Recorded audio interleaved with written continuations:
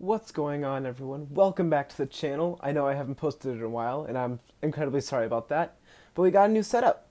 It took forever to get all the recording and editing equipment down here, as well as all this RC stuff. But we're back.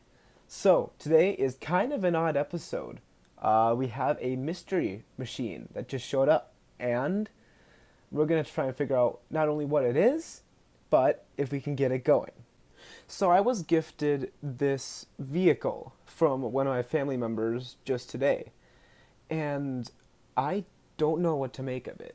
It's obviously some kind of two-wheel drive stadium truck, but there's no real badging on it to tell really what it is. All I know is that it has a Futaba radio system, a two-channel receiver, and I don't know what else. It has a rear-mounted motor and transmission, just like any other two-wheel drive, RC vehicle. It has like the tilted suspension system of like a stadium vehicle. No badging. It didn't even come with a radio. All it came with was this, just this giant like container full of just really, really random stuff. I mean, we have like an old screwdriver handle here, thread locker, silicone oil. So it must mean this thing has oil-filled shocks, which is pretty premium. It looks like we've got some bind plugs, possibly. Different like connector leads that look. I don't recognize this. Like, I don't even know what to think of this. If anybody knows what this is, let me know in the comments down below. But look at this. We have like old servo arms and horns, which makes me think this one might have an aftermarket servo. But the only way to fix this thing up and to figure out what the heck is going on and what it is and if we can even get this thing running again with some modern electronics in it, but kind of keeping these old systems together. I mean, the transmission is not seized up. Motor isn't even squeaky. I mean, obviously there's some like tape going on. There's a switch, the power switch, I'm assuming. I mean, oh my goodness, there's the antenna from the receiver. I mean, just look how long that is. And then look at how neatly coiled this servo wire is. Like, that's like fresh out of the packaging coiled, which makes you think that this might have been like upgraded and barely used. I don't know. I just don't know what to make of this thing. The servo feels pretty smooth too. It's like, yeah, it's pretty smooth. But best way I can think to get this thing kind of back and going and to try and figure out what it is, as well as tell if there's anything going on internally that needs to be resolved or can't be resolved, in which case this might just be a shelf car. I need to wash this thing off. I need to take this thing apart and clean out all the components, check out the driveline in the rear. I mean, the gear mesh and the gear like wear doesn't actually look too bad. It looks like the mesh was pretty well set for a pretty long time. As you can see, the diff works, so we know it's not there's no blown diff in there. I mean, just look at the state of that. That is crusty. First things first, we need to take this thing apart, clean it off, make sure there's nothing going on in here that needs to be fixed. And, well, I guess we'll go from there. Let's go! Well, not even halfway through this project, and I'm already encountering a difficulty, if you will. The nuts on this thing are just so huge, so I'm going to have to figure out how the heck to get these things off. Okay, I finally think I found a tool that fits. This is, I think it's for a nitro, like it's a glow plug puller. I have no idea where I get half the tools I have. I don't even know where they're from. But this fits perfectly in here, and it works. So, now that I have that problem solved, let's get off the other four wheels. Oh my gosh, this thing doesn't even have hexes, guys. This is going to be fun. Alright, well, let's get the rest of these things off, and then we can take the rest of this thing apart and figure out what this thing is.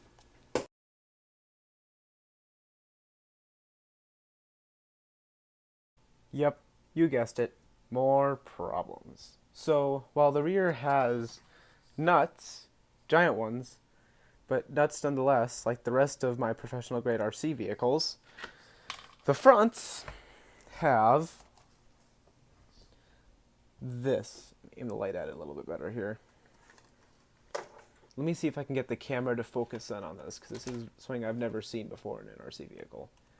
So if you look, that's a bearing in there. There is no nut, no visual way I can see that's being held in. It's just this plastic part that looks like it's just part of the axle, but it doesn't spin. The wheel spins around the axle instead of the axle spinning with the wheel. And there's no head to this. None of my tools fit. They're all way too big or way too small. So what in the world am I supposed to do about this? I mean, I'm not gonna lie, the bearings are really, really quite good. But still, how the heck am I supposed to get this thing off? Oh, guys, I think I figured it out. Look right there.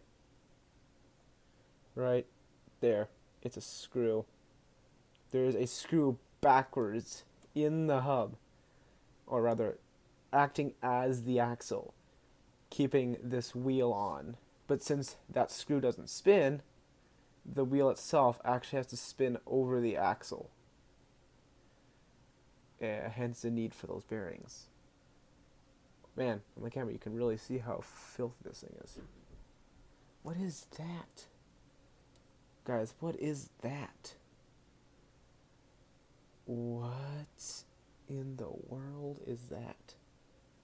Is that a bushing? Is that a... I don't know what the heck that is. Well, whatever it is, we're going to have to figure it out. So, I'll get a screwdriver and see if I can fit it into that hub, and we'll see if we can get these wheels off. Turns out I didn't need to take those grub screws out, because those weren't holding in anything. It was one of these on each of the wheels acting like a nut. Like me. Anyway, it was held on by these, which makes me wonder, what were these holding on? Oh, I'm sure it's fine. We don't need hardware. Hardware's for dummies. Okay, so here's a better look at the wheel with the bearing inside it. As you can see, it's a double-sided bearing. Plastic reel. That looks very metal. Premium. So this is an HPI then? An HPI racing short course vehicle?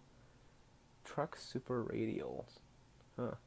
They're rotational, and they definitely look more like a street tire, or maybe like a carpet track tire. Looks like street or like really, really compacted dirt. And even that would be a little too squirrely. So it's an HPI. Now we know it's an HPI. Which one? What is it? And what year is it made? How old is it? Somebody in the comments let me know, because I have no idea what I'm dealing with here. I don't know. I'm putting tracks of stuff in it. I seriously don't know what the heck I'm doing here. You can all yell at me in the comments for liking my tracks of stuff. I have a lot of it. So that's what I end up using. Alright, now that we know how to get the front wheels off, we can get going with the rest of the project. Hopefully, if I don't run into any more shenanigans. Let's go! See, people, this is why you gotta clean your vehicles. I mean, just look at the state of this thing.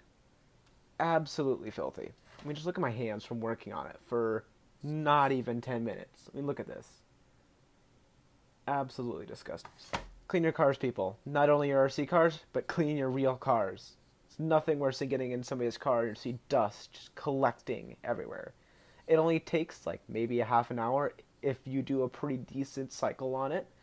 Just bring a duster, dust off a dash, clean, especially if you have a touchscreen on your vehicle. Clean the touchscreen with Windex and a microfiber towel. It's going to save you so much headache, and it's going to make your car look so much better. I get that those touchscreens attract fingerprints. Obviously, they're touch screens. But seriously, keep them clean. Clean them like every weekend or something. Just make it part of like a weekend routine to clean your touchscreens. Anyway, I'm going to put some gloves on because I don't know what this thing has been through. So let me do that, and we can get right back to the time lapse.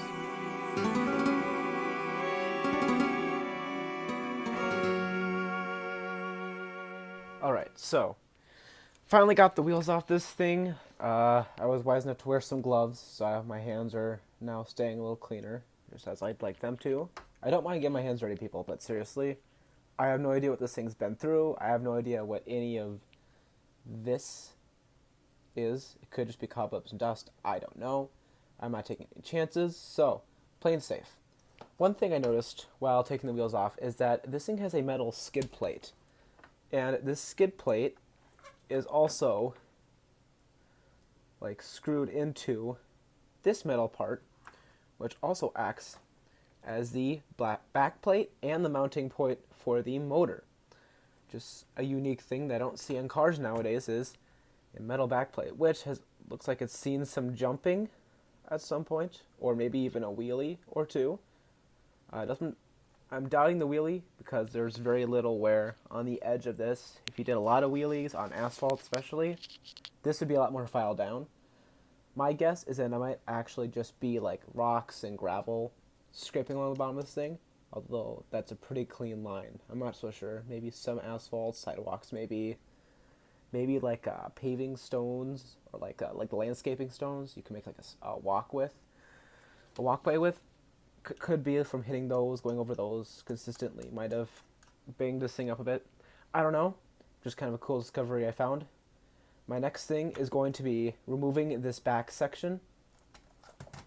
I kind of just taking off this whole back section here so that I can access everything here more easily, as well as I can clean this thing off as well, and just kind of check to make sure this transmission is not shot. Alright, let's get back on with the video.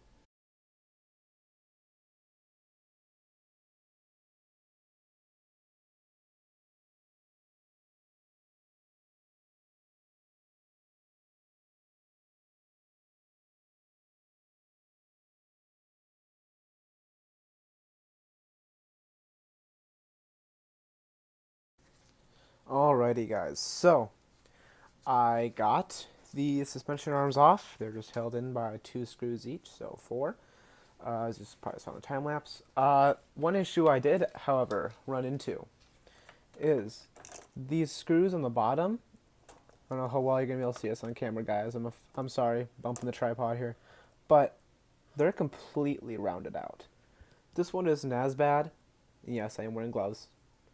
Just look at that. Anyway, this one is not as bad, but I still cannot get traction with the correct screwdriver, which is, if anybody wants to know, a 1.5 one. This is just a toolkit I use. Relatively inexpensive, but it's great. Anyway, definitely not sponsored. I don't even know. So I need to figure out a way to get these things out. Now, an old trick that you might or might not have heard of before is either get a kit of screwdrivers like kind of like this. Let's see, focus, enhance, with this sort of tip on it. Sometimes these can grab better than something like this. It's rare. These usually grab pretty much better than anything else I've used. In some cases, these might do better. This is not one of them. As you just saw, I am trying to unscrew this. Spinning, no grip. Spinning, not even a sliver of a bite. So, next idea is find a decently sized flathead. So it's so small, the camera can't even focus in on it. Come on, technology. Focus. This tiny little screwdriver. You can fit these crosswise sometimes into the holes of the hex. And if you find one that's big enough, sometimes you can hammer them in or force them in some way, and they'll bite crosswise on the screw, enabling you to get a grip on a screw that might only have 2 good threads. So I'll take my screwdriver, place it in there, find something heavy like this pocket knife, get some good wax,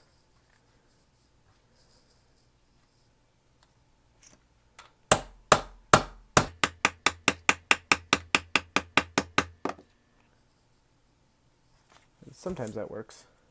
Not all the time. Yeah, I'm not getting even grip with one of these. Like, look at that. That's a flathead, and that's just spinning in there like it got no business spinning in there. Like so. Try hammering it in.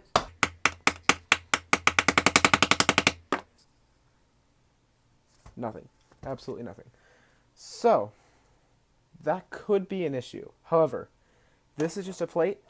If I can unscrew this from this plate, then this won't really interfere with me cleaning this thing off and getting it running again. It'll just be a little bit annoying. I could probably grab some easy outs and a drill and just drill these things out and put some pretty quality hardware in here. Something along the lines of like this. Some stainless steel screws. Just get some decent ones in there.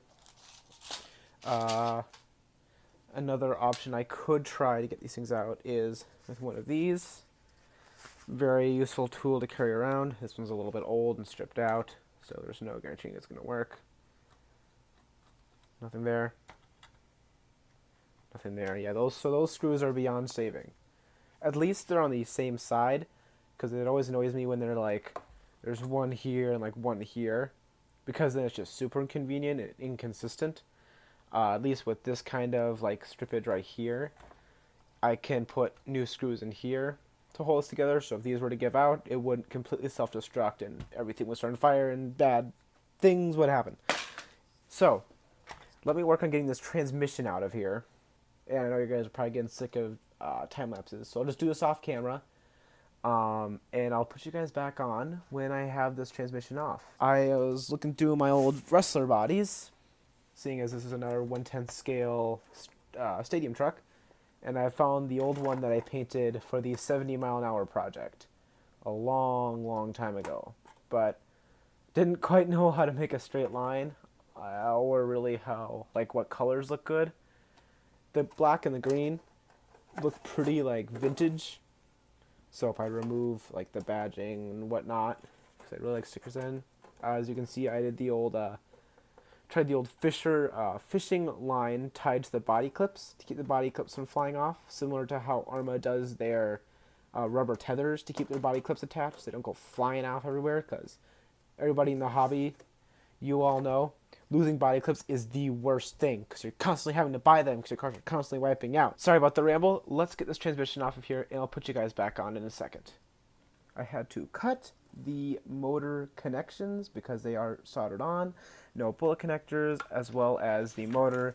There are no bullet connectors. It is quite literally just soldered together. There are some very questionable soldering things here. Not insulting anybody who has had this vehicle. It's just I probably don't know what I'm seeing here. I'll probably ask some of my other friends if they know what the heck is going on here. Anyway, transmission's out. It is heavy, so it might possibly be metal geared. There are metal cups, so possibly metal geared. This is not metal, so I don't know. It's heavy. It is a heavy, really, really stinking heavy transmission. So, but for being on a shelf or wherever for so who knows how long, pretty smooth, I'm gonna have to say. Motor's a bit, you know, a bit jank, but I mean, that's simple enough to replace. I have so many just brushed systems lying around. Even a brushless one, but I don't think this thing can handle brushless, so I'll keep it brushed just for the sake of nostalgia, just to kind of keep steak. I think I said steak. For the sake of keeping this thing kind of close to what it used to be, but still making it drivable, I'll keep it brushed for now until I know for sure this thing can handle brushless. And even then, that just seems like too much. So, transmission's out. However, I don't know if you guys probably can't see a time here, obviously, but it's getting late. I'm getting tired. I'm kind of starting to fall asleep behind the camera while I'm fixing this thing. Almost cut myself multiple times with these, just trying to get those wire connectors off. So this will probably be maybe even like a week-long recording project for me. So it might take a while for me to get the video back out. Again, sorry for the horrible uploading schedule. I have been so busy with, I have jiu-jitsu, I have skateboarding, as well as actually working. You know, I actually have to work. I can't do this full-time yet. Um, but I'll try and get to this as much as I can. I'll try to record as much of it as I can, even if it's just clips with no sound. I'll try to get enough for you guys so you can kind of follow along with this project. But this is probably where I'm going to end episode 1 of this restoration. Hopefully, the next episodes should be coming out sometime soon. But stay tuned for those if you want to see this project go from this to, I don't know, a pretty nice looking vehicle. Just subscribe, hit the notification bell, like the video, and I'll see you guys later. Have a great rest of your day. Alright, so finally got this front wheel off. Turns out I didn't need to take that I had a cut